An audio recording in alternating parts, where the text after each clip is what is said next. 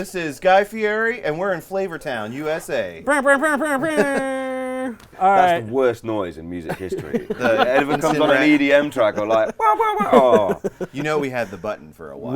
We have a button somewhere. Yeah, I don't know where it press is. Please, don't have it somewhere hiding and then just be like, oh. Dude, I'm going to try to find it and bring it tonight. I'm going to use it to just edit every F word in the... Okay, that'd be all right. Because then, okay, you can do that. That'd be good. All right, well, I guess officially let's do an intro. This is the Bass Nerds. I'm Jody.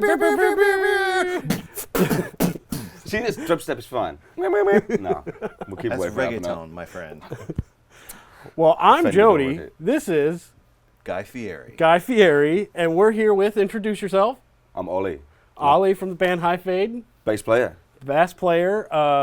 You've probably seen some of his videos because they've gone pretty viral. They seem to be getting around.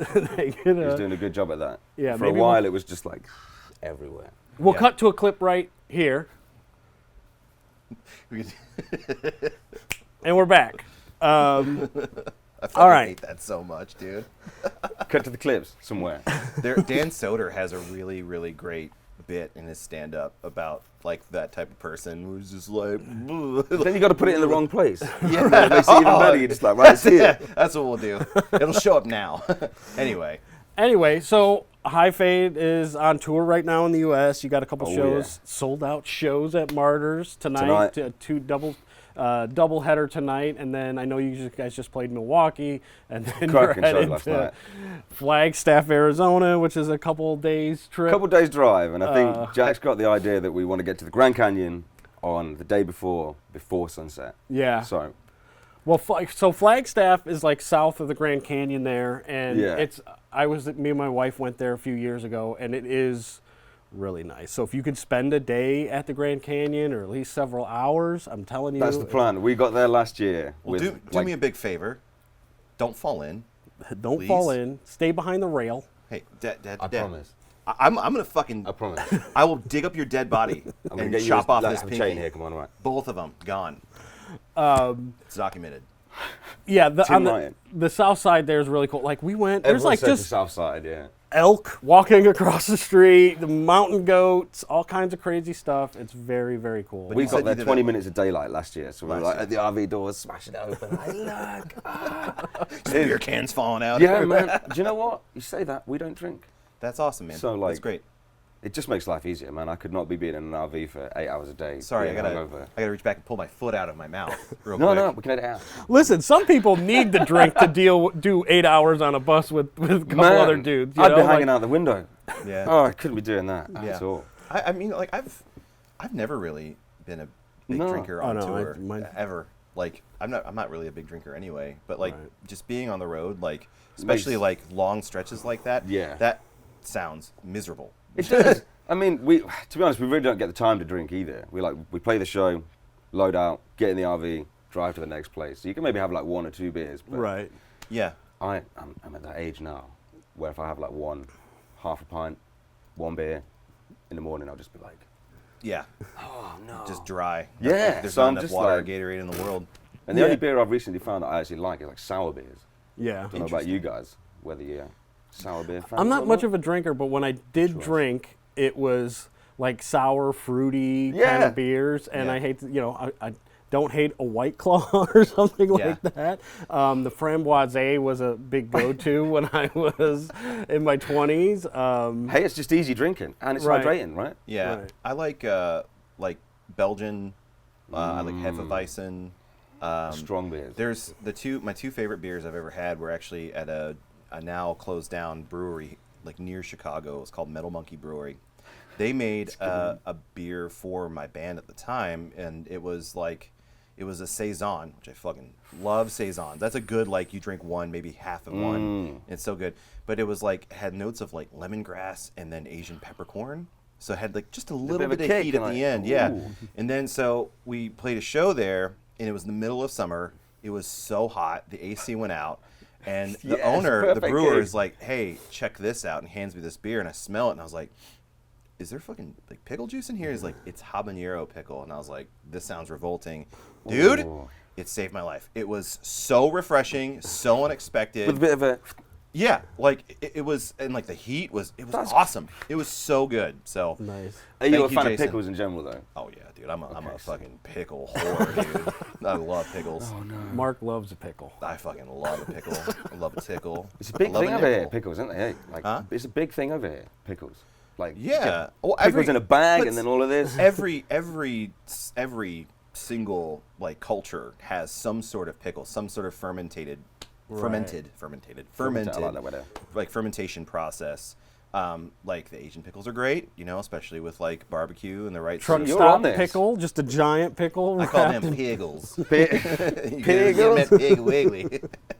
We found a Piggly Wiggly last Oh night. no, we got jam busted Oh. over here. What's up? Is that Harry? That is Harry. What's up, Harry? Come on over here, Harry. We're in the middle of a Hooty-hoo. podcast, so fucking rude, but whatever. You know? I'm gonna stand up real quick. You got the kilt on? Holy shit! Yeah, I Come know. on Do in. you know what? I was going to wear it, and then Nice I to was meet like, you. Let's sit him right here. I'm the English one, so I was like, maybe not.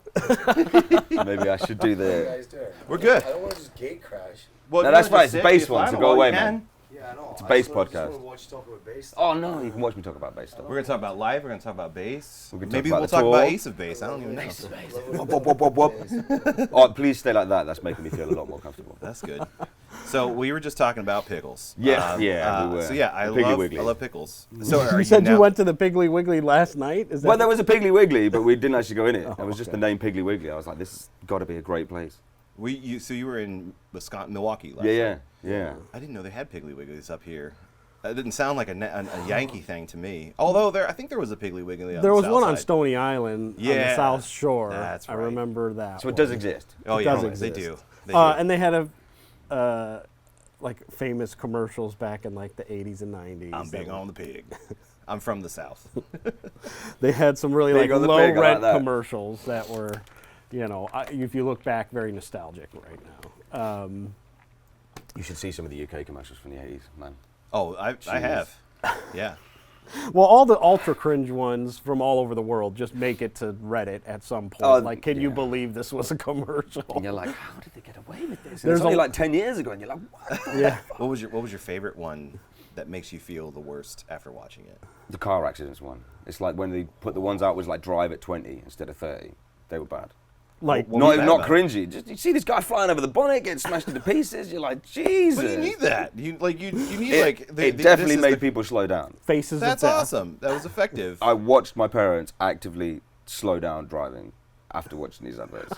Effective. That's Yeah. awesome. So I was like, Scared straight. I mean, I've always felt that the UK was full of a bunch of pussies, but now you solidified that. Wow. I'm kidding. That's amazing. I think that is effective for sure. straight off there. And also, I'm going to redact what I just said. I'm going to Okay. walk it back because when my band was on tour in the UK, we could not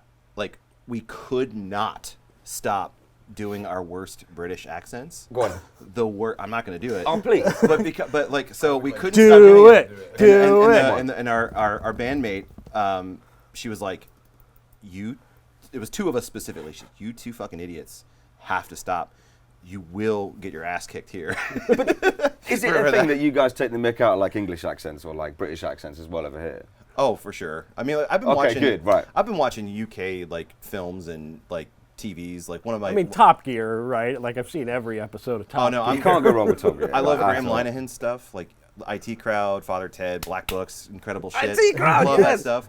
I'm disabled. But yeah, I'm disabled. Yeah, it's How so did good. this happen? How did this happen? And like it does not hold up now. No, like, by it today's does standards. not. But like it's like if you like look at it for the time capsule that it is, it's that one scene where he like all of a sudden you see her see Roy, and then all of a sudden she turns around like a boss and says, "Yes, miss." I But died. The every bus is time. going back to Manchester. Well, Oh. like that episode makes me laugh for like 5 straight minutes. I almost pass out. And the only other thing I've ever seen that has that effect Oh. is Death at a Funeral. There's like a 20-minute stretch Just where it's like- just nonstop. Yeah. I met You don't Dylan know. Moran. I don't He know. didn't I know. don't know. I met Dylan Moran in the shop I used to work at. Yeah, yeah. That's amazing. So wait, you worked at a guitar shop? No, like an outdoor shop. Outdoor shop? Yeah, and he came in looking for goggles. Oh man, he's so funny. He was funny on the show. Yeah. Not in Interesting in real person. life. Interesting in real life. Interesting character. Was he very like quiet? Very like Black Books. Amazing. That's awesome. It's true to life then. Black Books is awesome. Highly. If you have highly not seen recommend. it, I don't know what you're recommendations. even Got Bill talking Bailey as well. Oh, dude, yeah. Can't go wrong with Bill Bailey. Bill Bailey. So and a great funny. musician. He is a Like, great musician. great musician. You've seen the video of like where he like impersonates U2. Like Maybe. he does a stand-up bit where he impersonates U2, and then there's one where he likes playing with a band, and they're playing like Enter Sandman, and Yeah. then all of a sudden he He comes plays up the with the horns. chickens. Yeah. Oh, The chicken- yeah, I have seen Oh, that. the horns, the right. bike horns. Yeah. Right. He did that. He played at Download Festival. Really? I think he played that at Download Festival. Of course he did. There was a big thing about him going to Download playing the horns. Dude, that is Sorry. the best skullet in existence, hands down. He shaved it off. He's cut it. See, again, now I'm teetering. Well, no, you can't say that. Donnie has a pretty good skullet Oh. going on there, right? Surely. Sexiest he's man still got alive. his. I love him so much. He just owns it. Yeah, it's so good. But It's just him. all right, let's rewind. Divulging there. That was a tangent. and a half. Let's get to know Ollie as a bassist, as a man. As a bass Tell us a player. little bit about your history. So, I'm one of the classic bass player stories of my friend wanted to start a band and then was like, hey, I need a bass player. That was the only guy who wasn't playing another instrument. And I played piano for a few years before that. And then I picked up a bass. Well, I bought a bass off my friend Richard Hatch. I remember this. It was an Encore P-bass style thing. Parents were like, it's only going to be a phase. It's just going to be a phase, blah, blah, blah. You won't get into it. You won't get into it. And then How old were you when you got that bass? 15. Okay. 15, and they bought me a PV micro bass Right. Yeah, dude. for my 15th birthday. Nice. That's awesome. And classic. Man, those things were rocking. You turned it up loud, you could play a little gig with that. Oh yeah, for sure. What was it, 6-inch speaker, I think? 6 or 8 inch. Yeah. I mean, something very small. PV's like secret magic, like especially older PVs, like older PV combos, like TNT series, man. Well, that's the but like the Queens of the Stone Age sound. Yeah. Like that, like those earlier records. It's And they just- were basically a lead indestructible. blog, You but- know, they were like indestructible. You know, they're Yeah. still working to this day. Man, Yeah. I dropped my trace down the stairs and I went with it. The stair cracked. Trace was fine. It's funny. You're mentioning Trace. You're mentioning PV. Like I'm imagining like that's the Mark Godet influence. Are you familiar with Ashdown amps in the UK? UK, yeah, Ashdown. So Mark Godet was one of the like designer engineers at Trace Elliott. Then they get sold to PV, I believe, and then like, he worked there for a little okay. bit, non-compete, and then after that, Ashdown's born. So a little bit of UK Should stick to history. Trace. The Trace stuff is... Oh, the early Trace? Whoa. Yeah, dude. I've reamped a lot of tracks through old Trace stuff. Man, it they sounds sound good. so good. I so feel like heavy, they get but so overlooked good. a lot. They do. Especially, do I don't know now, about in especially. the UK, but here for sure, like people, I don't know what it is. They They're just just kind so of heavy, overlook though. them. Like, I think it's that- like anything that's old now. The traces are. You try and lift it, you'll break your back. But in recent years, they've been coming out with smaller, lightweight Little stuff. elf Yeah. boys. But I think it's just like there's an assumption there, especially after like the PV acquisition, there might be like some like failure rates, QC issues. People think as soon Yeah. as you sell it, there's something, or as soon as you sell the company, there's something wrong, or it's gone downhill. Yeah. But Right. they've just changed direction, haven't they? They don't make big, heavy amps anymore. It's all sort of like nice. Yeah. Well, light things as well. The newer Elf, the little guy, sounds great. Yeah. It's great And gigging they've amp. 2-inch or two Yeah. 8-inch cab. But I think it might be an aesthetic thing too. Like the neon green. Yeah, Yeah. It was for a while there. It was a bit outdated in terms of aesthetics. Yeah. But now, like it's You all look at an cyclical. AH500 with a UV light underneath it and the green glowing. Yeah, it looks great. Yeah. I think it looks awesome. I think Doug Wimbish still uses trace, doesn't he? Yes, he does. Still Yes, uses he the does. newer I think Trace he's stuff. between Trace and Aguilar. Like, I mean, because Aguilar will be like backline everywhere. Everywhere. I've never seen it. Really? We've not played one venue over here where I've seen an Aguilar backline. Oh no, one venue. Oh, so And I you're a chose- liar. What are you seeing mostly out there? Like Ampegs and Mainly Ampegs. Yeah. And I just have an aversion to Ampegs. yeah. Why? I don't know. What's usually like? What do you usually play through when when they give you an FCT? Yeah. And And there's nothing to do with the head. Yeah. It's the cap. All these massive 8x10 things they have. Like Right. they all Yeah. perfect for the P bass I've got on with flats and Yeah. a sponge. Perfect. But I think for the sound I'm going for, they're generally too like woolly. Yeah. So can Quite I make a suggestion? Yeah. If you haven't already heard the suggestion, this is something that Dino at Ampeg taught me when I was working here at Chicago Music Right, Exchange. I'm ready by for the this way. info. So, because you're going to be doing lots of backlines, the SVTCL is going to be on there. You have Yeah. the gain knob and you have the master volume knob. Yes. He taught me. I love the old Ampeg Skunkworks sounds, like the mid '80s. There was a period when they were bought by MTI, but they were using like the old St. Louis components.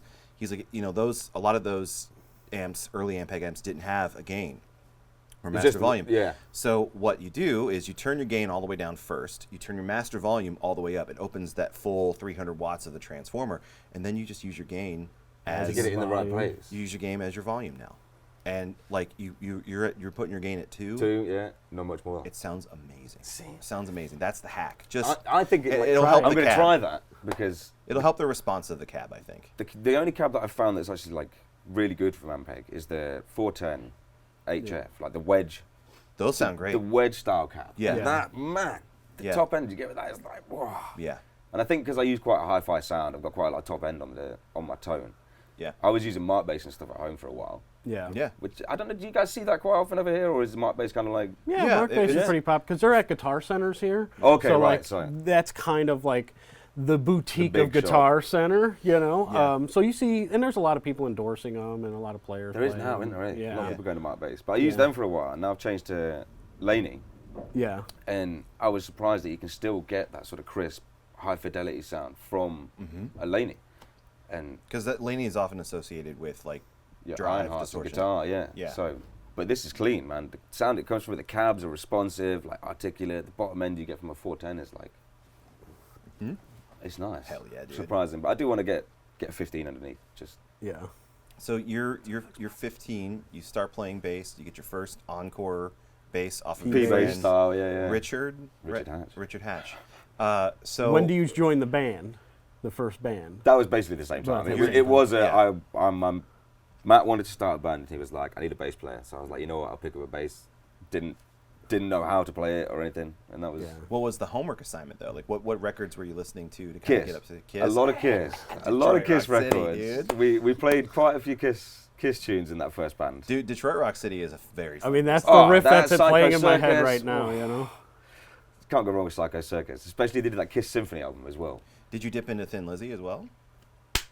So the only other reason I started playing bass was Phil Lynott.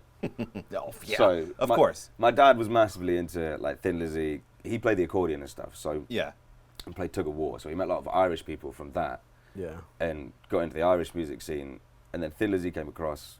He bought the Greatest Hits album, and then I saw the Live and Dangerous album cover, and was like, yeah, that guy looks yeah. cool as fuck. Yeah, So I was dude. like, you know what, I want to be that guy.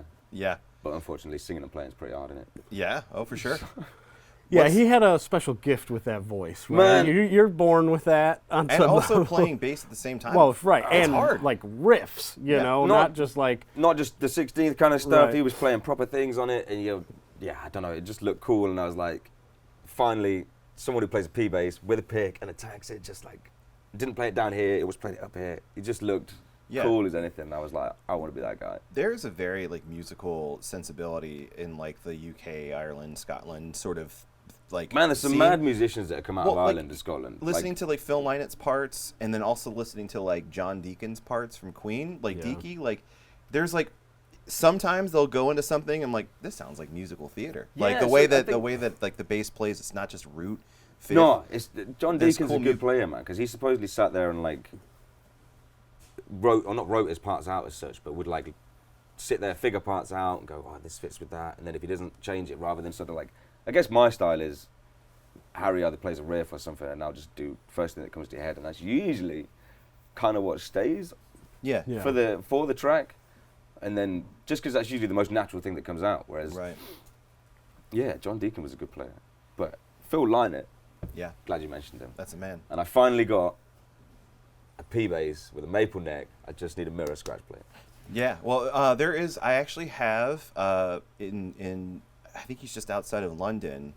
I work for Samber Guitars, like we talk about. Yeah. But we had an older body shape with one of our basses that we don't make anymore, and that older body shape, since we don't make that anymore, we don't make the Pickguards anymore. So we often get asked from people have like, any mirrors? do you have any Pickguards that'll fit this? And so eventually somebody will find some place that does it. But I just got like about a week ago, a guy was like, hey, this dude does custom Pickguards just for your own edification. So I'll send that over to you so you Yes. can probably make a mirror one for you. That's the only thing I Because he need. does like a lot of cool custom stuff. Is there a mirror one on the Steve Harris bass? Yep. Am I Yeah, he's crazy? got one on there There's as well. one on Yeah, that? Yeah, Okay. it's nice a West Ham Mylar. logo as well. Yeah. Yeah. So Brilliant. what was the general direction of that first band? So What was the name? the consortium. The Consort. That's a good name. Solid name. I No? dig it. For a 15-year-old band, it Yeah. was. It Yeah. was an all right name. Mainly blues. Like the guitar player was. I can't remember his teacher's name, but the teacher's name was bluesy as hell, and both the guitar players ended up being taught by that guy. So it ended up going not like classic blues or anything like that, but just like bluesy rock. Blues rock. Yeah. Yeah, I mean, generic blues rock kind of stuff. Beck, Jeff Beck, like Appice. I don't even know how to describe it really now. Yeah. Like I listen, I've what's lost the band most that of the did, track. Parchment Farm, like Parchment Farm. No, definitely not that fast. No, we were definitely sort of So on sick. the more chill kind of things. But, yeah, it was a weird time that was, and then I think a year after that, I joined like a really, really hardcore punk band. Yeah. Like I had a big blue mohawk Sick. and everything. And what then- were they called? Can you say it? Well, we called it the GGC. Okay. And on my uni entrance letter, I remember calling it the Global Gentlemen's Club. But it was not. It was the Greasy, Greasy Cunts. There you go. Nice. But we were like 16 playing in these pubs that we were not going to be in. The singers sat there like drinking bottles of vodka and not being able to sing the songs. So the guitarist ended up having to sing all the songs. Drummer was amazing. Yeah. Like this was like, we'd play exploited stuff, Yeah. Bad Brains. Yeah. Yeah. This was, well, yeah, I wasn't really into punk. But as soon as they showed me this stuff, we were like, we're going to start a band like this. I was like, you know Yeah. what, let's. And fun Let's to do play, right? Good Oh, shows, man. high energy. I had a right? Thunderbird at the time, and it was like that. Yeah. You're like, oh, with it. Yeah, Yeah. so super fun to play, and the gigs were intense. That's awesome. But this was the kind of thing where we weren't meant to be in the pub. People You're right. People Right. didn't know. Obviously, you had to be 18 for that, but you kind of snuck in and. Oh, We're the greasy, I was, greasy I was in the same thing. Exactly. Yeah. You can't not be in a band at that age and like be sneaking into the pubs and playing the gigs. You've got to somehow do it. But I mean, that was intense times. I did a lot of underage shows, playing at places I shouldn't have been playing. Where Oh yeah, you might have said Lots that of now, obviously. drugs We weren't and- doing that. We weren't doing that. Obviously, Yeah. were we? We were playing at the right places at the right age. Yeah. Right. That's right. You were the correct. In age your to do that. tuxedos. Yep. The proper cunts, right? The Global Gentlemen's Club. That's what I mean. We had bow ties and everything. Suits. It was great. So you're in the punk band. How long does that last? And then what does that like transition into? That lasted until everyone kind of left for uni, really. Yeah. And Yeah. like it was a piss take band initially, and then we ended up writing some quite good songs. And the local, I'm from quite a small place, like 20,000 people. There's a few like pubs that had gigs on at the weekends and stuff like that. And we ended up actually getting quite known around the town. Sure. And then we got offered kind of a little tour with a band called the English Dogs, which obviously we weren't allowed to because we were all 17. Yeah. So we ended up just sacking it, and everyone went to uni, and that was the end of it. Huh. So And then what was just your it, like oh. musical exposure growing up? Like what were your parents listening to? My parents were listening to the 80s pop stuff, and my dad's like into this sort of doo-wop stuff. Yeah. He's got Yeah. a very, very eclectic taste in music. And then he was showing me some bands. The last time I went home, I was like, it was like Ethiopian jazz. I was like, what? That sounds sick. So Right I up my alley. never, man, he'd never pointed this out to me before. In I guess however long I've been playing music, I've been away from home for probably like 15. Yeah, probably 15, 16, 17 years. And they live far enough away that I don't see them often enough, and we're away quite a bit. So, oh yeah, he showed me this music, and I was like, since when have you been listening to this? And he was like, oh, I was listening to this back when I was a kid. I was like, what are you talking about? Why have you never showed me this? And then you showed me things like Brian Ferry and Roxy music, and I'm like, okay. But Jean-Michel Jarre, that was something I specifically remember my dad showing me. And I was like, what is this? And he told me about the big show that he did. Floated down the Thames with like an electronic orchestra. Yep. And I got really into electronic music or synth music from that. Yeah. And then ended up going to uni to do like music production and stuff. So Where'd you go? Newcastle College. Nice. So it's a nice easy course. Did you have brothers and sisters? Brother played violin. Yeah. That's about it. The dad played the accordion. Was it musical, like the influence, it was like sort of like a requirement in your household? No. No? Not Just- at all, it no. was just Dad- naturally. Yeah, I mean, Dad played accordion in best. like, what would you call it, like a folk jam session. So they'd have have a corner of the pub where you get a violin and a mandolin, and he'd take his accordion down. Yeah. He wasn't all serious about it or anything like that. He's a good player, but nothing like Yeah, just nothing serious. And he did that on a Friday night, take me along and stuff. Yeah. And then my brother would end up going along and taking the violin sometimes. Oh, and yeah, not really a requirement as such. Yeah. It was more of just like, that's what I was saying. My parents were like, it's only a phase. It's only going to be a phase. You're not going to play it. You won't carry on. And then here I am. here you are. Yeah. So it's a bit of a Touring the change. world. So then you go. It's touring the world. You guys all go to university. You're kind of split up. Punk band splits up. And you, what'd you go to school for? Newcastle. Oh, Music production. Music so it's just production. basically recording bands and Yeah. writing random briefs and then doing a bit of music business and stuff like that. Did So you end up graduating, or Yeah. so you Yeah. finished? I did. I One of the finished rare ones. I finished the course for it. It was. I'm not going to say it was easy because Yeah. we did learn a lot, man. And one of the guys, the lecturers, he did like Lindisfarne albums, Saxon albums back in the 80s and stuff. Yeah. So Very cool. So it was what a big year classic are rock you- heavy album. Are you in university? So I think I started. I finished in 2011. Okay. So like Pro Tools exists, stuff like that. So you're like it was weird. understanding We did that. Logic. You did Logic. Yeah, Okay. so for the 2 years we did Logic, and then the last year of it we did Pro Tools because Okay. everyone says it's an industry standard, doesn't there, or something? Yeah. But it's just that everyone uses it. So they were trying to teach you both of it, but I'm still confused why they didn't do Pro Tools first.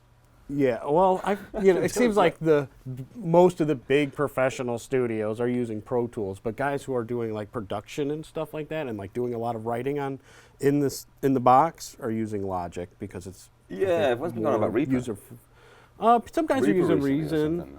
something. Cubase is another one, and then like Universal Audio's got their Luna system now. I'm not personally familiar with it, but I hear good things. So then you're, towards the end of you're about to graduate college, university, Oh, and yes. you're like, all right, that I'm was a gonna hefty 3 months of things. go work in a studio. I'm gonna. What do you think your So next thing is? the reason I went and did that is because I had a really bad experience. We, as the consortium, as that Sorry, band. time out real quick. Did they walk you back here? They usually try to do like an escort, like have somebody walk around because like there's a bunch of stuff like that. I believe you, but just I don't know. You could hide some stuff up that kill. Yes, it's right there. The blue door on the left. Right. Yeah. there. First door on the left there. Anyway, so Time in. Hold up. He's gonna do the little camera Oh, my camera tag. freaked out on me. Okay.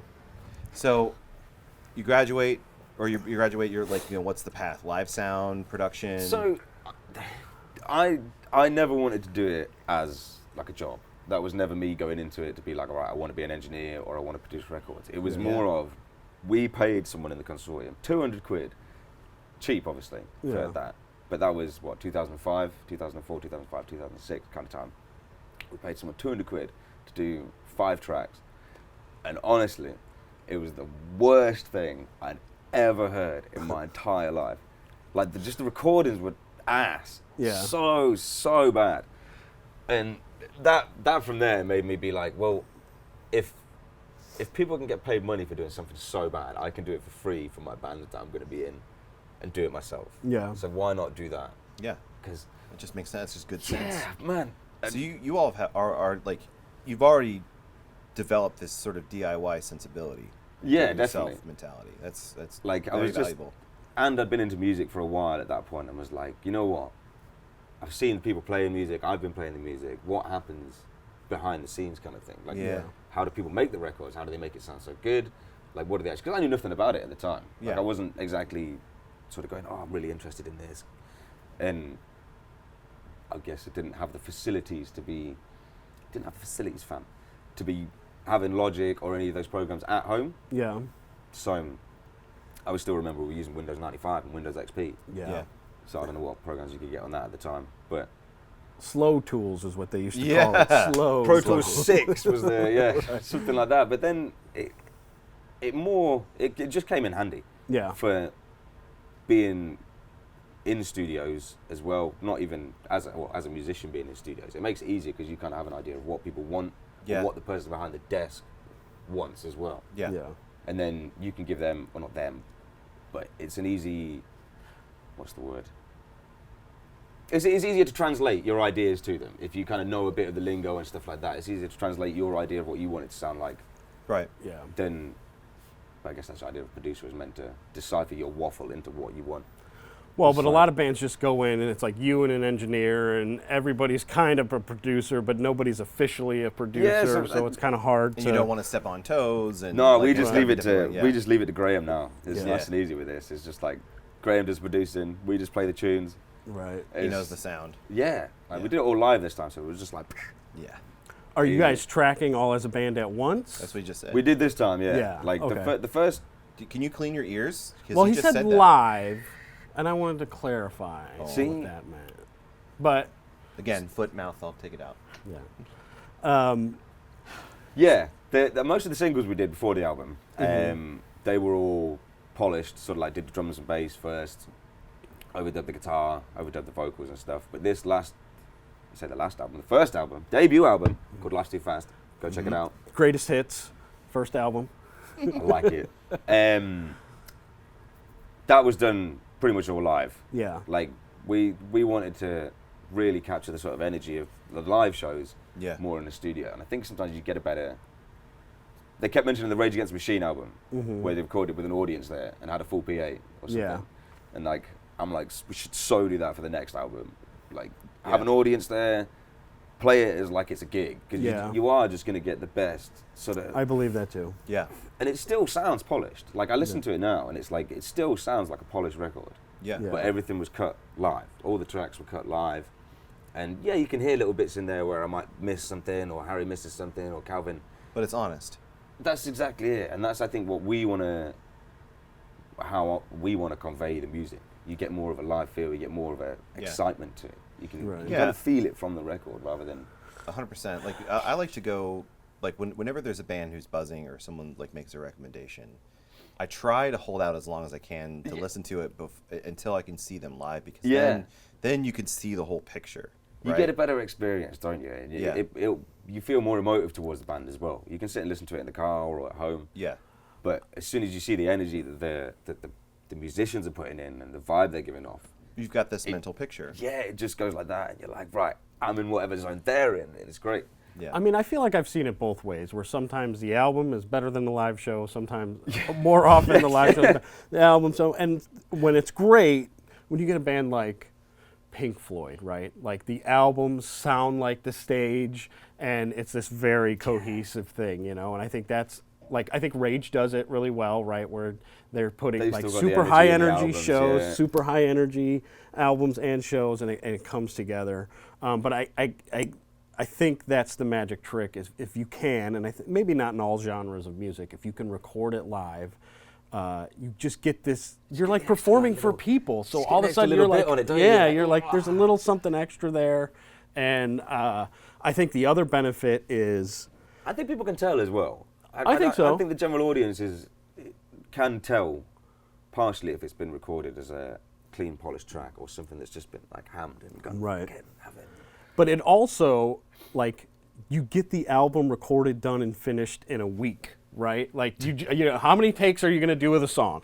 You know, I mean, you may do a lot. You asked that question. You I may think do a we lot, but you're not going to. It's not going to take you 2 years to do that album. No, I think you we know? recorded all of the tracks in the first 2 days, and then went back and listened to them. Was like, you know what? Now we can do this better.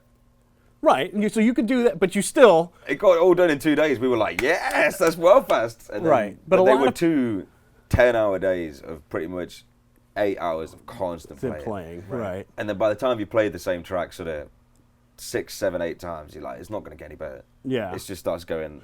Right, diminishing returns for sure. And then Once you've done 4 takes, or 3 takes, that's each of us. One's got good bass take, one's got good guitar take, and then you just have to decide between yourselves which is the most polished one overall. But Is anybody recording to a click at that point? No, just in. So it's hard to cut and paste, right? Like you can't take this. It doesn't work. And you guys are like really Graham high, is a musician, but high energy. It's not that good. Yeah, you guys got a lot of like up tempo, high energy. There's a lot of stuff. stops, a lot of breaks and stuff right, as it's well. like So not it going makes to it, fit in there very well, right? Yeah. I don't think we could play to a click. I mean, I really wouldn't want to play to a click with the kind of music we do. It's a challenge doing that. At all. Yeah, it removes the human element. Definitely. And I think with our playing as well, it does because there's different bits of the songs you need to have that go a bit slower, and there's Sure. different bits of the songs that you need to have that have a bit more of an oomph. And You have to be, and you have the ability to read each other. When yeah, you're tracking definitely. live. Like, Yeah, I think you're that's the main all thing your for us. own conductor of the orchestra, right? And Yeah, an unless we see orchestra his foot, is, and then I'm all right. right. Is, And we've been playing on a lot of carpeted stages recently, so there's Yeah. one bit in Chameleon where it's like, there's one bit where it is like, and sometimes you can't hear it. yeah. You're like, yeah. He did it once, and I was like, tapped his foot, and I was like, I actually can't hear it. Oh, God, where are we? So Calvin's taken to making a stupid noise in that little Yeah. gap now to sort of, But Decca, I love those little cues. no, a face noise instead. Like, You know, I'm going to derail for just a second. I learned this. There's an American history podcast that I really love to listen to called The Dollop, and there's this one specific Dollop, I like episode that. where they talk about this early early 1800s or 1900s dentist named Painless Parker, and the whole idea was this like dentistry back then. I mean, like it was not Not a very good medical at science. all, Yeah. no. It was just like I'm going to Jesus. pull your tooth out. That Deal tooth with looks it. fucked up. I got to pull it It's out. gotta go. And so his claim to fame is he said that like he could pull your teeth out without any pain. He got this like, Painless Parker. But what he would do is have these like events, like a circus, and he would like set up this like gazebo and like a wooden stage and shit, and then like he'd have a band, like a marching style band playing and stuff. And man, he'd bring people on up stage, the vibe. and he would clearly. like put this presentation, and then he'd like get his like little pliers out, and then he would do this. And that was the band's cue to start ripping. it is, he And he pulls it out, and it's specifically to hide the fucking screams of the oh pain. man. So it was definitely painless. Nothing Yeah. on their face. It was like, No, oh, it was painful. what a but smart man. It's a brilliant thing. Oh, he's wacky. Look him up. Painless Parker. Painless Parker. You got full money. Anyway, I'll back take in. Back in. So Just make you, some loud noises. you It'll guys, be fine. yeah, you got like cues and stuff, and like you guys have been together for how many years at this point? So as the lineup that we are, I think Calvin, 2.5 years, just over. Yeah. Yeah, 2.5, 3 years. It's 2 3/4 years, and then me and Harry played together as Half Fade for 5. 5, yeah. In that So- 5 years time, like you all developed like your own like little cues and tics and things like that. Yeah, we definitely had some stage. Well, I don't know what you'd call it. Specific words that might entail a different section or something Yeah. like that. So, and someone took a lot of hints from Prince as well about all the I all the love little Prince. break bits, and it's Mhm. like, yeah, it works out really well. And then we've all got the cues. Now, sometimes it's even just eye movements. Yep. Yeah. So, But you guys are on like firing on all cylinders, just like man, you've got it. lots of listening and stuff. Like, and I You've haven't got seen it. you all play live. You I'm will going to do. rectify that tonight. Yes. But damn right. is there how much room for improvisation is there in the music? I think we can get away with improv quite a bit. Like Calvin's doing a lot more recently. Harry's doing a lot more different things. And I think as you play the songs, they do evolve anyway. Mm-hmm. But we have set structures. Songs are there. We play them different to the records and stuff. But they're mainly there as the songs. But yeah, we'll go off tangents if we need to. And how long are your sets usually? 90 minutes. 90 minutes? 90 minutes of... Raw power. Yeah.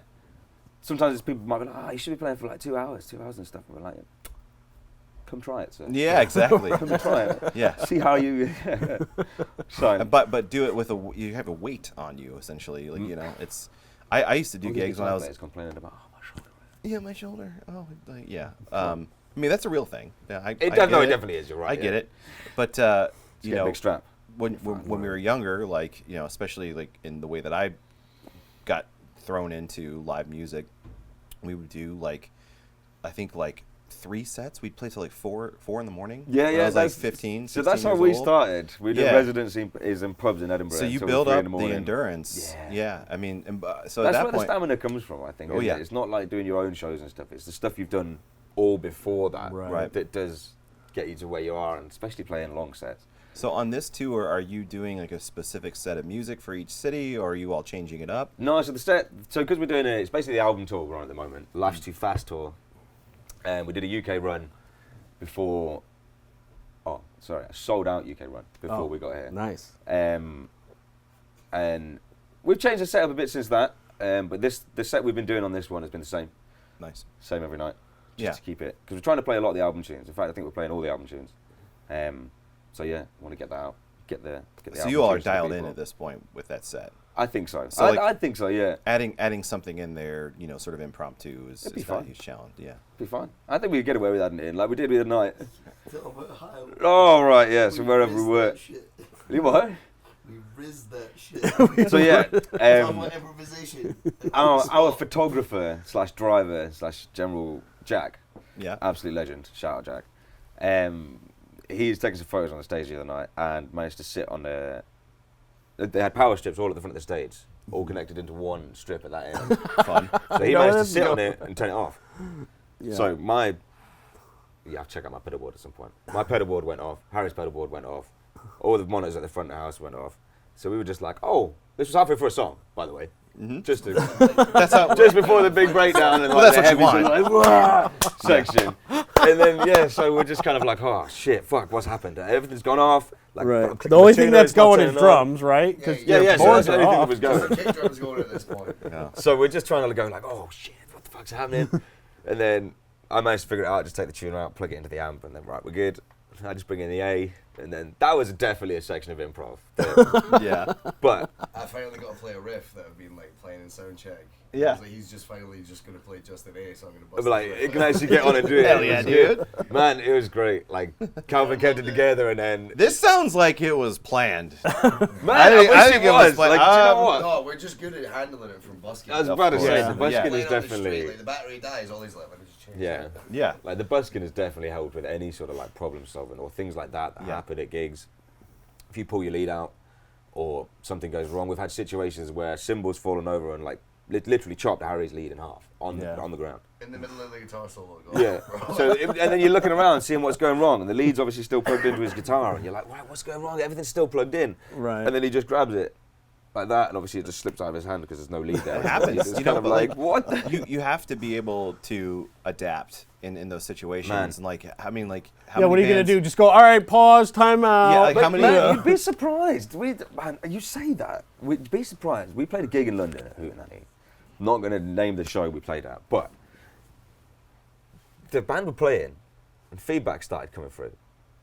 Admittedly, yeah, it was a bit of feedback, but it wasn't anything that they just completely stopped playing. Yeah. Just stopped. All of them stopped playing, and it was like, Yeah. you can't do that. Yeah. You just cannot do that. And Yeah. we looked at each other just like, Is this happening right now? are you being actually serious? Yeah. I like. So- I don't know, man. Like, I'm sure you've been in situations Oh. where like people just like all of a sudden break down and they can't handle like Yeah. they're not. I don't have time for that. No, you just need to do it, don't you, eh? We were in. I ain't had got a time for show. that. I had a show in Bristol at I think it's Star and Garter. Is that the? Yeah, is that in okay, Bristol? Bristol, yeah. That was a wild experience. Bristol's a mad place. And like it was a similar situation where like I'm in a like doom band, Yes. and like it was basically like kind of like quiet, and then here comes the hit. Power goes out. It was like, did you just not blow up the subs? Is that not what you did? oh, we did, but like the engineer, everyone was like, oh man, we're on stage, we're like, yeah. He's And just then like, yeah, you fucking blew then up we the just PA. like, but we do a lot of acapella singing, and so we just start singing one of our songs. Power comes back nice. on, and the drummer's like, click, Yeah, click, what do click, you blah, boom. It was Right. so sick. Man, when that happens, Jack said he did it on purpose, so we Yeah. would look like the good save kind of guys. But I was Yeah. like, nah, like, Well, he this- totally just fell on the Some scene. noise. That show But brings me that, back. man, sounds good, man. That show brings me back to the British accent things. We were doing our best. We were doing our best not to bring it out. You And still haven't we're- done I- it this is yet. what I'm saying. So I'm about to do Oh, it. he's Shut about up. it, right. So Crocky. there's a bunch of different ones.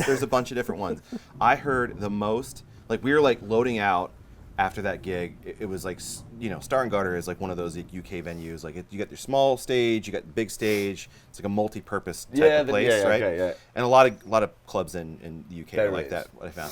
So we're walking out, and I hear this dude who's just like, right, so this is fucking bird. She's outside. And I swear to God, that's what he sounded like.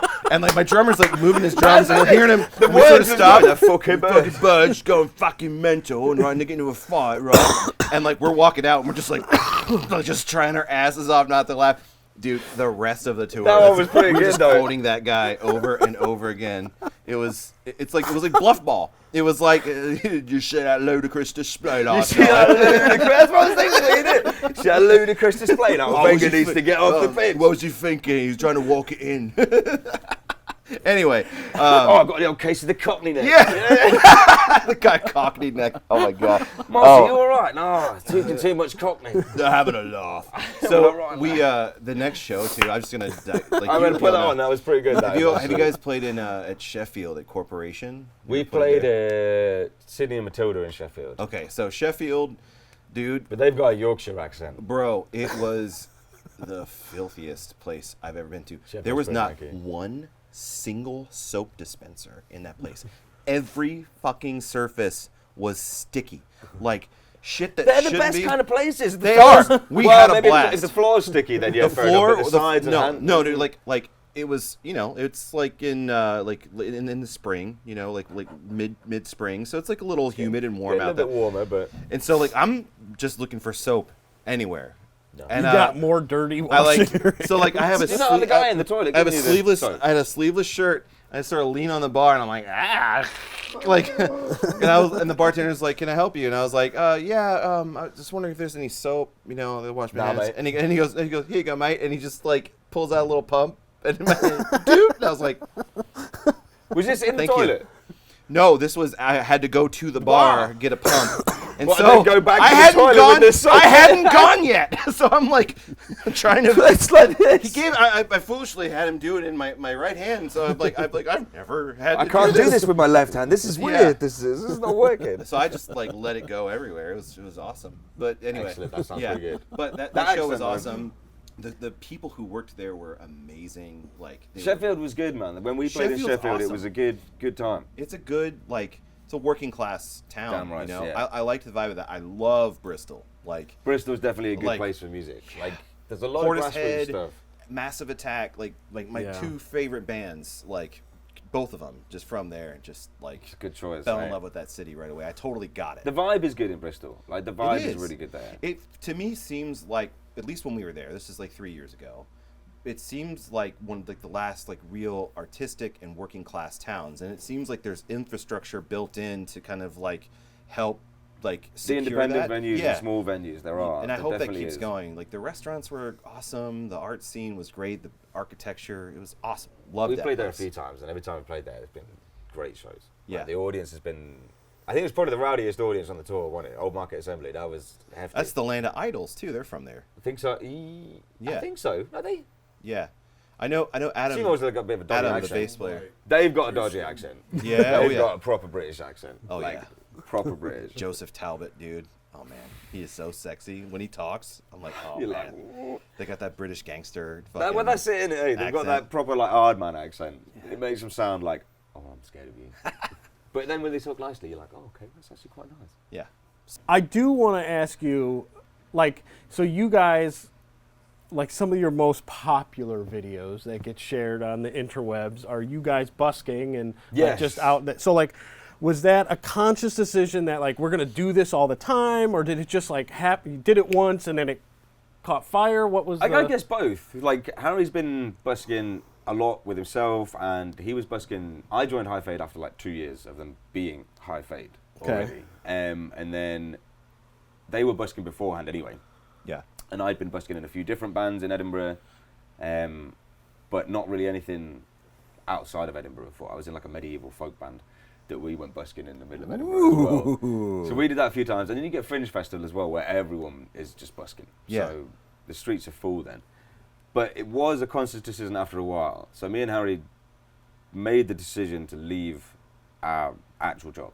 Yeah. Like, he left his glazing job, I left my Shop job. retail shop job, I like that. So it was a kind of like, oh, we also need to earn some money. So it was a case of like, go out, earn some money, and play the tune. This was like we're gonna try and make a couple dollars doing this. Yeah, too. yeah. Okay. Like, you may have, and we wanted to play more gigs. Yeah. Like, we had a residency on a Tuesday night, a Wednesday night in a place called Stramash and Whistle Binkies in Edinburgh. Get to Whistle them. Binkies. Whistle Binkies. Great places. Okay. So shout out to Steve and Dave. Whistle Binkies. Quite like that. Yeah. That's, again, like you were talking about there. sticky floor, smells a bit like piss all the time. And But stuff it's like honest. That. But PA hasn't been upgraded in like 20 years. But it's a great venue to play. Like, Yeah. it really is. Yeah, because there's no pretense. You don't feel like you don't feel worried about breaking something. No. You can just it's let comfortable loose. environment as well. Yeah, that's the reason why I love doing DIY shows as well, because it's like it almost feels like there's no rules. You know? You can kind of do a bit more of what you want, I think, Yeah. when you do it like that. Whereas you've not got a rep or a promoter being like, oh, you can't do this in this venue. This green room is this. But you can't. So were you Back all on to the other bit, yeah. were you all ever busking during like the Edinburgh Yes. Comedy The Festival? Fringe, yeah. So we did a lot of busking during Fringe. The first year we were out pretty much every day. Yeah. Like every day. And how long would you play for? So what we do a sneaky little trick. We do like 20-minute sets. Wait a minute. Is this like insider trading No, knowledge? this is actually a good bit of knowledge for any buskers to have. Advice time. Like, it's not my credit. I'll give this to Harry. Like, to maximize the potential of your busking and maximize the audience that your music gets to. A lot of that, we played a few covers whilst we were busking, but we were mainly playing like our own tunes and stuff like that. Yeah. So you'd start with a cover to get people in, and then you bring your own tunes in. So we Right. play like a 20-minute set, maybe like 5-6 tracks, Yeah. because you've got to stop the audience, which is like one track. They stick around for 2 or 3 tracks, and then you can kind of like be like, okay, we're leaving now. Yeah. They move on, Uh-huh. and then another crowd comes when the next set. So you take like 20-minute break, do a 20-minute set, and it maximizes the audience. Because if you yeah. stand there for an hour and playing a whole set for an hour, people will leave and not come back. Whereas if you have that, you get them, and then they'll walk back down the street an hour later, and they'll Yeah. come back because they hear you playing different music, kind of thing. So That's it maximizes your audience, and that was a big thing as well when we were doing the busking. It's a big marketing tool. Yeah. Like, regardless of the videos going viral and things like that, it's a big marketing tool for getting your songs out to people who generally wouldn't hear it. Yeah. Because you got a lot of people. We played near a place we played. It's like a corner, like a big intersection, as you guys would call it, big crossroads, and there's a push button crossing. Okay. So yeah. people actually have to stop, which is like the best bit about it. People, regardless of whether they like the music or not, the people Right. had to stop there. So they'd have something to look at as well, something to listen to. Yeah. And yeah, it was a conscious decision in the end that we had to go busking. Yeah. And then we did it a good couple of times. I mean, like, oh, this is actually really fun. Yeah. So we were like, let's just carry on doing it. Might as well. How was the income stream from the busking? Good. Yeah. Good. Yeah, we don't know. this was a general busking day. Get there. Well, I would get there at 11 o'clock or 10:30, and then everyone else would turn up maybe an hour later. This is the dad. So everyone else would turn up a bit later. We'd do the session, and then we'd go to a place called City Calf, Okay. change all the pound coins, and then have a great little bit of scran. And then, if it was a Tuesday, we'd sit there for a while and then go and play the gig at Stramash. Ooh, you said Yeah. Tuesday? I'm gonna do it. Can I do Tuesday. it? Tuesday, innit? Tuesday. See, I just got caught me at Tuesday, brother. You got to say water as well. Water. Water. No, Yeah. done See, that one that's yet. I haven't practiced it yet. see, that's a glottal stop. That is where I'm from, like Lincolnshire, like the Midlands, Mhm. and a bit of Yorkshire and stuff. You don't say your teeth, so it's like water, bottle, Yeah. but some people do actually go water, Mhm. water, bottle. Get out. Those idiots. Yeah, it's get out. It's get out, isn't it? Get out, It's yeah. got, they are. It's not get out. Like, get out, mate. So the busking, the busking was a big. Man, it's enjoyable. Yeah. It's really good. So then you would do 20-minute sets. Then like you do your 20 minutes, take a 20-minute break, cigarette, coffee. and then but you wouldn't change places. You just No. all right. Play And in the then same place. would you do the same 20-minute set? No, just new stuff. Yeah, and the good thing about doing the 20-minute set is you can just interchange the songs all the time. Yeah. And at that point, we were playing so many cover gigs. We had loads of covers to throw in. Sure. So, but obviously we'd end up playing our own tunes quite a few times as well. Right. So, because at that point we're, again, relatively new band in terms of writing music. Yeah. Yeah. Like, so we didn't have loads of our own tunes to play, but we played them all. Yeah. Yeah. As much as we can. So we had probably like 15, 16, 17 tunes that we'd play Yeah. Groovy. over the course of the day. And we'd be there for about 8 hours, Nice. like 11 till 5. You'd be there. Well, that was my next question. Yeah. So then you're doing 8 hours is 16 sets Yeah. at least, you know, and you would do this on average like once a week, twice a week. During Fringe, we'd be out there 5 times a week. But I think the generic day, because Edinburgh's not the best weather, obviously. So Yeah. you've had a few times where you go and set up and then it starts raining or windy and then you just like, I can't do this, so you have to go home. So, and then obviously beforehand with the child makes it a lot harder when they're not at school. Yeah. Right. So that was a bit more of a difficult thing. And then when my partner was mainly doing art, she had a lot more free time. Mm-hmm. So that made it a bit easier for her to look after whilst we were busking and things like that. So. And But so you all from busking, you start getting like gigs. You start. What was the big breakthrough in terms of touring? So in terms of touring, there was one. I don't know whether you guys have. Most people have probably seen it. It's what the one video of us busking went viral. Yeah. And then it kind of shot up from there, and someone got in touch from over here. A booking agent, Noah, got in touch over here, and then. Oh, just generic touring. Sorry, that was a bit like just generic touring. We were doing a lot of UK shows anyway, so we started going busking mainly because we had a lot of weekend shows that were away from Edinburgh around the UK. And obviously with my job and Harry's job, you can only take a certain amount of Saturdays off and stuff like that. So we were basically, if we want to carry this on and get to the touring level that's outside of Edinburgh and actually start leaving Edinburgh, we're going to have to do something about that. So we did that, and then we started getting offered more gigs around Edinburgh, and then one video went viral, and that got us in basically over here with a band called the Cat Empire. Wasserman recommended us to them, and they were like, they saw the video of us busking, and was like, you know what, these guys look like they're enjoying the shit out of that, so we want them to come and play half an hour for our sets. So we came over here, opened for them for a month, and then did a little run of our own shows in between all of those, and then that was it for over here. Did you do any busking over here? No. It's really not set up for that. It's a It doesn't bummer. seem a thing. Like we would have loved to do it, and like this time we had the idea of buying like a Jackery thing and just plugging the amps in on streets, but we've really not had time this year. Like, the first year we were here, we definitely saw a lot more and had more time, so we could have done it, but that was like first tour. We're like, like dying inside. We're here, So we didn't want to kind of like push our luck too much, and I think over here you need quite a lot of permits and things. Yeah, for that could doing be it a here. thing. I mean, a lot of people, you can kind of guerrilla style it and then hopefully get get moved away on. with it.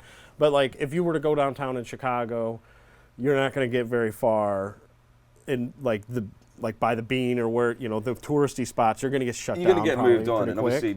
obviously, But you might be able to find a spot. But it's you know, you get a song or two in, and then they might just a lot of people with amps. It seems like a amplified stuff over here is kind of like you got to be if you got a careful. guitar and stuff, it's fine. But Right. we were like, we got to be. Yeah, we were kind of we didn't know what was going on when we first got here. We were just like, oh, we've been thrown into the deep end with this. Yeah. Because we hadn't even toured Europe. We hadn't really done any sort of proper. I don't know how to describe it. We hadn't done any proper tours. They were just like gigs that were around England that we were kind of driving around and doing. It wasn't just like, this is a tour. It wasn't, one like a cohesive. Yeah, whereas just thing, when we came right? over here, we were thrown in the deep end. We were in a foreign country, however far away, just like, oh man, there's all of these things that we've got to figure out. Like, their food is so much better. man, don't get me wrong, your food is good. I like your food, but it does do things to your insides when you first get here. It's not good. It's all the extra ingredients. All the aren't other allowed in Europe. I've That's realized right. this. I've read so many ingredients. Oh yeah, that's not allowed in Man, Europe. like, There's that, I love that, going to that. Europe just for that reason. Like, I just, like, you eat a meal, and it's like, it's a very filling meal, but you don't feel like ass for, like, hours and Let us know, man, if you want anything, send it over. I'll make a post for you. You'll be all right. Just send me some hobnobs, man. Chocolate covered or normal? Oh, milk chocolate, baby. All day. All day. Come on. I'm You've seen the Peter Kay sketch, I haven't you? ain't It's like, skinny. dip me. Yeah, that's right. Dip me in chocolate, baby. Oh, man. So is this, you guys are touring now, what U.S. tour is this for you? Like, This is our third US Third tour now. US tour, And this okay. is the US album tour. So Yeah. we're touring the Life's Too Fast album. And this is going to be, we're halfway through now. yeah. Just over halfway through. How many dates is this tour? This was 47 Wow. it was 47 in 55 days. Wow. Yowza. So we started on the 5th of February, and we are now on show 24, I think. Yeah. I think 24, Alright. 24, 25, I don't know. One of the two. Yeah. It's Something got like to that. that point where it's like, what actual it's just day a is big it now? Yeah, exactly. Like, Right. what is time? You Yeah. know? Well, what's your favorite truck stop? Nope. Stop. pause. We need to introduce what we're about to do. Oh, I think that you've already segued into it, dude. Let's fucking go. Are we doing our gonna do that rapid fire questions We here? may as well. All right. Well, this is the exciting bit. Right, okay. Get on the edge. there is no wrong answers here. It's first thing that comes I'm to your sure head. there is. There- You guys well, will probably I be mean, like, don't know. the No internet judgments. will tell you if it's Yeah. wrong. Okay, right. answer, but, Cool. all right. Most of them are bass related. Active or passive basses? Both. All right. Active for this band, Uh-huh. but I very much have got into P basses recently. I used to Yeah. hate them. There's Hate a 'em. 59p bass on the wall. I think it's gonna call your name. I mean, I was the same way. I was like, P basses, how lame. And now Hated it's like 'em. my go-to. Played in a Motown band. Yeah. And then I had a jazz, and I had an active jazz bass with EMG pickups. I played in this Motown band, and I was like, you know what, this just ain't working. No. Yeah. And I'm gonna have to tell this story. I know we're over. That's fine. This is it. But it's a 1978 P bass. It was in the window of this, like, you guys would call it like a thrift shop, I guess. It's like Yeah. a house clearance shop. In the window, tatty looking green velvet case, maple neck, and I was like looking through it, trying to see the serial number in the shop, like through the window. And I was like S8 something, S8. And I went home. The shop was closed. Went home, did some research about it, and I was like, ah man, it's either a fake, it's Japanese, or it's something. Went in the next morning. Stood outside the shop at 9:30 because I was like, if someone else sees this, they're gonna get it. Yeah. Yeah. Guy walks up and I was like, what time do you open? Wearing trousers like this, and he's like, 10 o'clock. Unless you're here to buy the Fender bass. And I was like, you know what, I am. Went in, had a look at it, S867, 70s P bass, 250 quid. 225 quid actually, because I asked for a 10% discount on it. What year was that? 78. No, But what when you year? bought did This you- was 5 years ago now? Fuck you. Damn it. Never gonna happen again. No, Do you know like- what though? I couldn't eat for the rest of the month. I was living off noodles and stuff, but I was like, Gotta get that, I'm never gonna find this thing again or anything like this again. No, that's like a Right. $2,000 to $3,000 bass. it. Right. That's awesome. So, All right. and the guy paid $10 for it, £10 for it from the house. Oh yeah, so that was definitely not. That was definitely House stolen. clearance, Yeah. It did have a little sticker inside on Yeah. the scratch plate being like, this is my bass, this is my number. Yeah. You can redact that bit. Anyway, All right. What's your favorite fretboard material? maple. What's your current like rig setup? Bass, pedals, amp. What are you using? I have a Fender Player Series 5-string active jazz bass. Uh-huh. I have a tuner pedal, it's Boss 2U3. I have a Laney Digbeth and a 410 cab. All right. That's and then you're not going through any pedals? Just a tuner. Do you have a favorite pedal? The MXR bass envelope. All right. Very cool. Deluxe. That and an octave pedal sounds. Yeah. Do you have a favorite speaker size? I'd probably say 10s, Okay. but I did use an acoustic with the two 15s in, and that was. Yep. The folded ones, like the folded in. Yeah. No, it was just flat. The front of this Oh, one yeah. was. This was. Yeah. I was like, okay, yeah, that was cool, but 410s. Do you have a piece of gear you regret getting rid of? I had a Desert Gold 2001 Stingray. Okay. Never ever seen one in that colour ever again. It had a Yeah. matching headstock, and supposedly it was like a NAMM specific thing that they had 1 year at NAMM, and I sold it for way less than I should have done. I actually traded it for a Yamaha TRBX 505 and cash. So that is, Dude. Yeah. Why? Why'd you trade it? I wanted the 5-string, and I was a new bass player, didn't really know what I was kind of doing with a Music Man, Yeah. and it was just clacky and trebly. Yeah. And then someone like the other year told me, oh, if you just turned the treble off, you would have been all right. I was like, fuck's But, you know, yeah, I just didn't. Okay. One of them things where you're like, I shouldn't have done it, but I needed a 5-string at the time, Yeah. some money, so I was like, here. What kind of strings do you use? At the moment, I use Ernie balls, Okay. How often do you change your strings? probably every 2 shows. 2 shows, Yeah, I huh? was disgusting in it. No, I'm hey. sorry, all bass players out there. I'm sorry, don't hate There ain't me. nothing wrong with that. I It's either one it's show a high, it's a or high two. energy.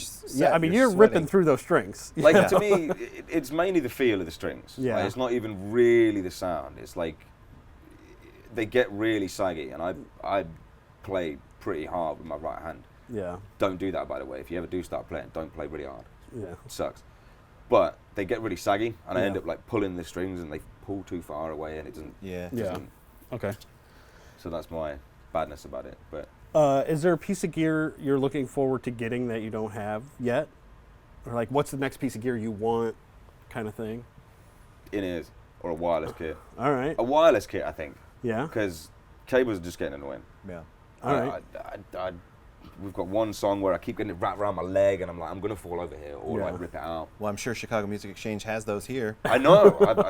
I didn't see them upstairs, but I saw on the website that you do. So. Mm-hmm. Hard case or gig bag?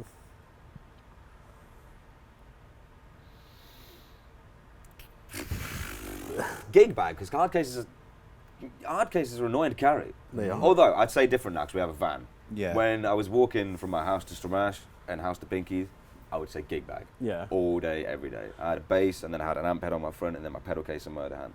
Do you have a favorite gig bag, one that you prefer? Like a brand or? I want to get a Groove Gear capsule. Okay, yeah. But I've got mono at the moment. Okay. Does the job. Very Still cool. fine. Who's a couple of your favorite bass players? Phil Lynott, Uh-huh. Flea. I really got into Jacko through like Hejira, Okay. so which is unusual for most people. They mostly go through like the jazz fusion part of it. Yeah. But Right. my daughter's name is Joni as well. I was listening to. That's basically when it came about. That's when I first got introduced to Jacko. Yeah. On Here in that, Coyote. yeah, man. Like Brr, brr, brr, brr. I was Is just Kermit like, the come Frog on. in here? What No, was that's like the. No, I It's an unusual time for him as well, and you're like, Yeah.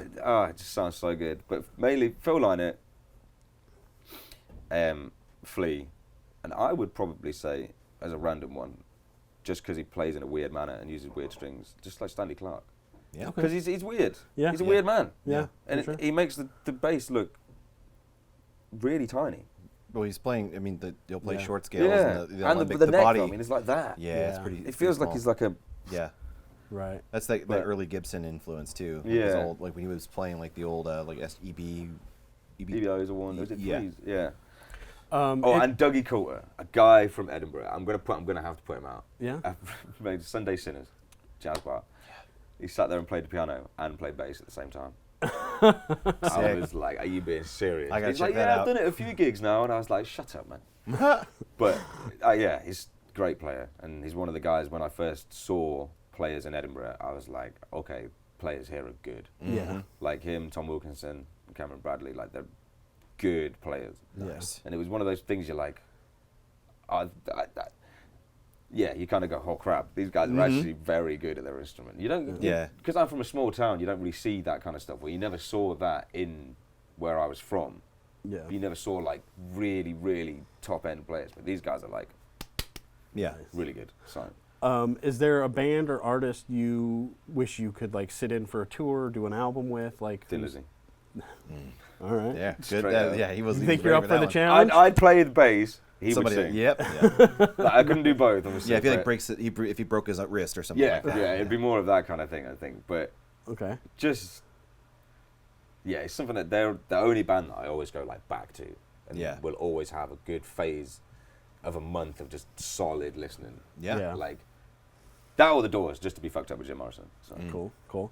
And then this doesn't have anything to do with basses, but it's become a thing on the podcast. You go to the grocery store, you got your cart full of groceries. You go to your car, you unload the groceries into your car. Now you have an empty cart, and you're in the parking lot. Do you always take your cart Yes. back to either into a corral, inside, or like maybe there's like a little curb there, and you could just kind of like set it up on the curb and secure it, but No, it's not an Take official. it back. Always. You always take it back. Okay. That's another one. It's another on one. The Is right this- side of So history. is this like a question that you two have got going Sitting in together? that seat right there was Ryan Stasek from Humphreys McGee. He brought up the topic. We found out in that we fully agreed. I was very passionate about it. Yes, I And Jody am and as Jody's well. sitting there with this look on his face, and he's just like, listen. And then we're just like, no, fuck you, fuck you. Well, listen. I'm going to answer this. It's just about respect, isn't it? Really? eh? Sure. Like, come. So my What is it going to take? Your 10 steps to Well, take you- that back? I get the argument is cart I just stop. took 1,000 steps walking around the grocery store. What's an extra 20 steps? Like I get all that. Just think of that other guy that's been at work for 9 hours walking around that parking lot, picking Picking up up your all cards the- because you left them there. So I mean, Feel bad about that guy so because he's usually got a limp as well. That's the But it's worst thing about usually it. 19 in here at the Mariano's down the street. So what I'm like, well, since this is all shit has hit the fan This on is the Bass definitely a Nerds thing between you two, podcast, isn't it? Yeah. I was telling him the other day, like every time I go to the grocery store now, which is once a week, I'm the grocery store person in me and my wife. She doesn't go grocery shopping. I do it all the grocery shopping. Nice, you get the choices, good man. And I do all the shopping, and now every time I'm sitting there like these motherfuckers. You I put the gotta- cart back. I You got put it- right. I've got to now. Otherwise, As you were saying earlier, effective. right. Shame. right. So prior to this, though, I was kind of like a 50, 75% of the time I put it back. It's like if it was close by or whatever. But I would also like if there was like a little island, grassy island there, I would like maybe prop it up and just. So question for you on this. What if there is already 2 or 3 carts there in a line in a random place in the parking lot? Would I'd you- take those back to the fucking corral Yeah, too. no, fuck that. I'm not doing that. So question to you. I here. just get annoyed because I'm like, I gotta park. This is in the way. Last question to you then. If you're in someone's house and they make you a coffee, do you put the cup in the sink or do you just leave it on the table? No, I usually always put it in the sink. Like that's the thing is. There we are. So you should do that with carts. Yeah, no. Manners. Yeah, I'll just try to put it away for sure. Manners, dude. But at least you've changed him. I think the listen, internet I'm definitely percentage is trending up at shopping cart returnage over Yeah, there. I you like gotta that. give That's people. awesome, man. You gotta Good. give people the capacity to change. You know. Well, and even to this day, like sometimes, especially if it's like say it's like raining a little bit and it's a little shitty, and a normal situation where you would That's just a bit like different, you see. you wouldn't put the cart back. I will shoot a little video of me putting the cart back and then tag Ryan from Umphreys in it. Like, here you go, bitch. I'm putting my cart putting it back. back. Look, So you know then I'm he'll doing good tag now. me when he's making his kids like put other people's Oh, carts that's away. great. See, look It's at what like you've a- started. It's a thing. It's a revolution. This has dude. gone for more than bass now. It This is. is a revolution now. We're changing the world one cart One at a shopping time. cart at a Basement time. At a podcast time. with shopping So carts. those are the rapid fire questions I have. Mark is going to have some different type of random rapid for What's your favorite you, truck so- stop in the U.S.? So far, loves. Loves. That's a common answer. It's either Loves or Bookies or Bushes. Bushes. Have you been to a Bucky's yet? So, right, we were in Texas. I've got a Bucky shirt. I was going to wear it today. Yeah. But I did not. Okay. Everyone in Texas is like, it's bussies! Bussies! Bushes. Bus. Why Get the is barbecue sandwich drips down my lips. No. How do you do the whistle? You know what? Funny story about that. You gotta And lose a couple I, teeth. No, I talked. I actually I talked to both of these guys about this. So, Bass Extremes with Steve Bailey and Victor Wooten. They're doing this. Maybe it was an outtake. It was just a candid moment where Steve says something and Victor Wooten's like, "How do you do that?" And he's like, "What?" He's like, "That whistle, that whoosh." And then Steve teaches him how to do that there, and like You've taught yourself? yeah, I taught myself. And so we had the Bass Magazine Awards back in January, and Steve and Victor were both there, and I had a nice moment with them where I was like, Victor, I got Bass Day 98, and in the end of that video, like you teach the open hammer pluck technique, and of course, like, you know, I'm like 14 years old, and I'm learning how to Goodness. do that. And then Steve, I also got the same weekend, I got the Bass Extremes record or a video where you teach where you're teaching Victor how to do the whistle. They started laughing, and then for like the rest of the night, we'd see each other. We'd just say like, "Hey, yeah, exactly. How you doing, son?" Yeah, that's how I learned how to do it. Now I do this like Johnny Cash impression too. You know how he did that Trent Reznor song, the Nine Inch Nails song, Hurt? yeah.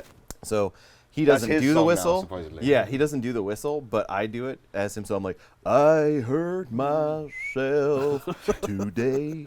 Dude, it's so much Please fun. record a version of it just with so many whistles. I mean, in we it. literally just did. To see if I still feel. Reminds me of Family Guy. The old. I Oh, focus Herbert. Oh, yeah. on the pain, the only thing that's real. Yeah, dude. I got it down lock. I have to watch this video now. to What's make your sure I get favorite it. Bluey episode? The one we were talking about, obviously. But now you've added, Like Sleepy Time? you've added an extra level to this onion. That's Yeah. I don't dude. know if I want to rewatch it now. You've said I that. know. Well, it's that episode, and then when Chili's sister comes to visit. Those both just get me big time. Big time. I'm gonna have to. No, I was gonna wear my bluey trousers today, Hell yeah, but I did dude. not. Pants. Who's sorry. your favorite Bluey character? Bingo? Bingo. Yeah. Duh. Bingo's hilarious. Bingo, or is it the uncle? Or is it which? Where they're doing Stripe the pass, or where they're doing Rad? the pass the parcel episode, and he's like, that's Lucky's dad.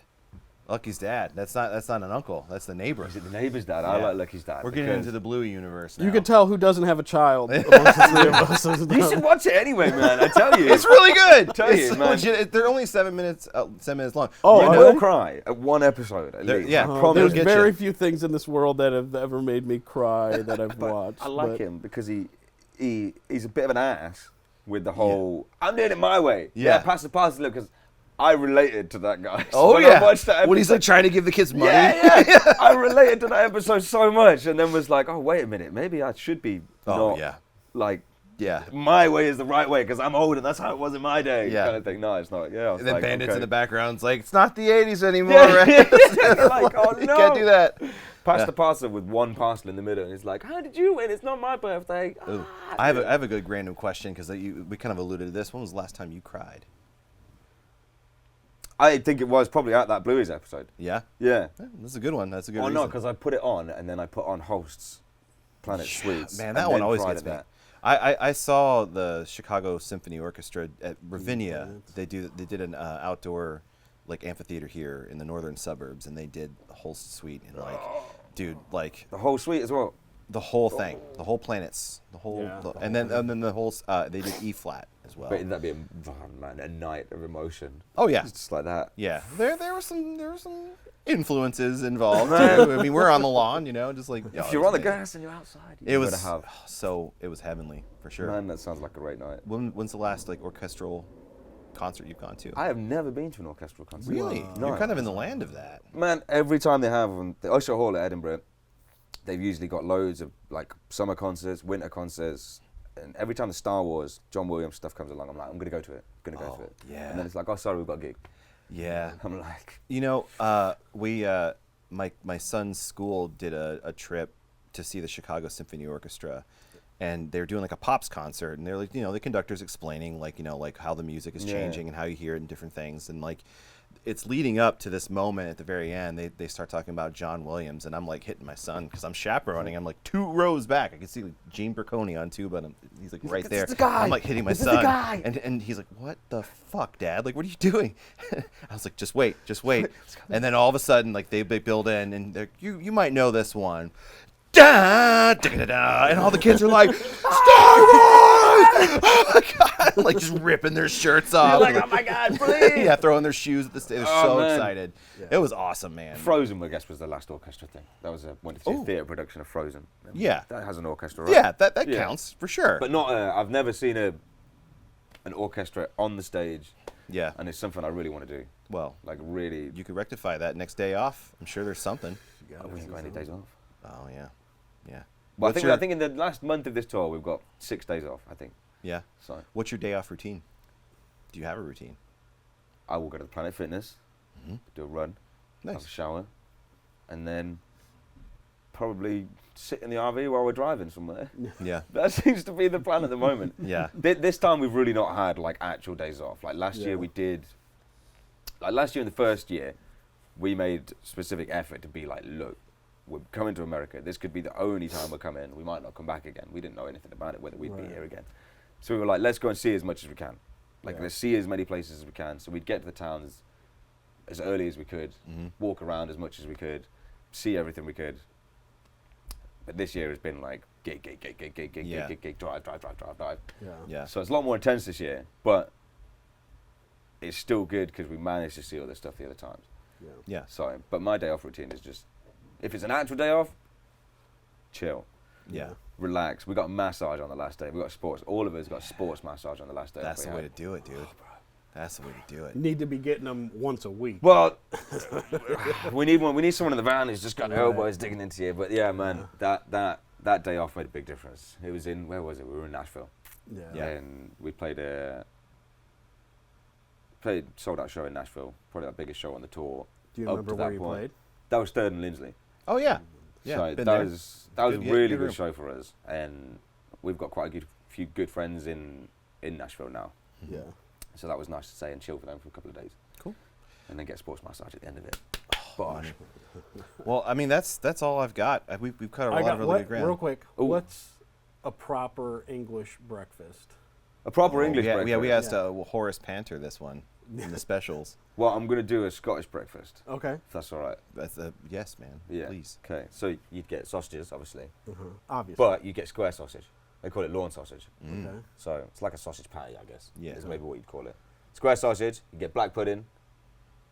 Nope. Like Horace. pudding? Nope. Horace told us what this was. You not tried it? Honestly, it sounds disgusting. It sounds vile, but it's actually really Go good. ahead, re-explain to Jody real fast. It's like a pudding, well, like a sausage made of like blood and like innards and then breadcrumbs and stuff.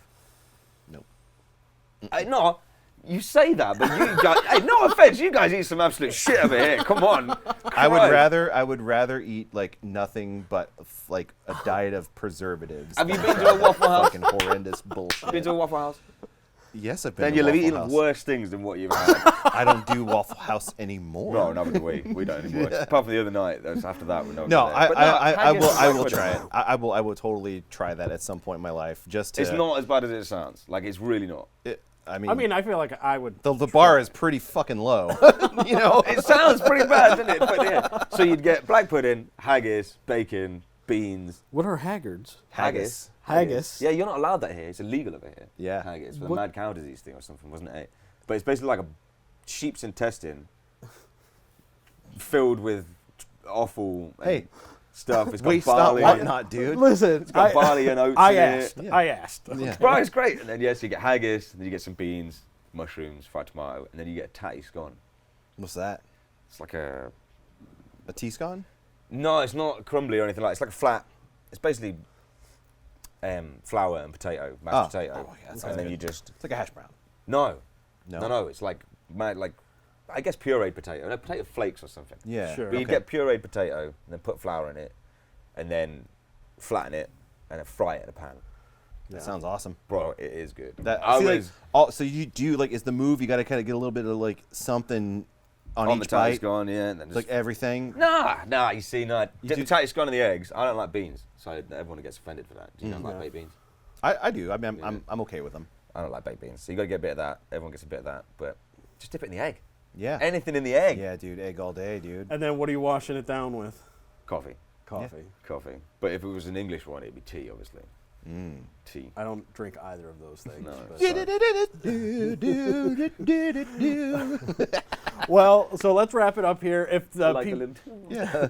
if people want to find you, see you on tour, where do they go look? They can go on High Fade Music on the old social media, or you can go on highfademusic.live. All right, cool. If you- Well, They can look at my Instagram if you want, which is at that 70s bassist. There you go. You definitely look the part. But, Well, thank you for coming out. Well, Thanks thank to your you for band for having coming us. out. Yeah, Thanks that's to random. Music Give me a Exchange fist for bump. having us. We Well, appreciate bye. it. That's it. thank you to the rooms. Peace. And these guys.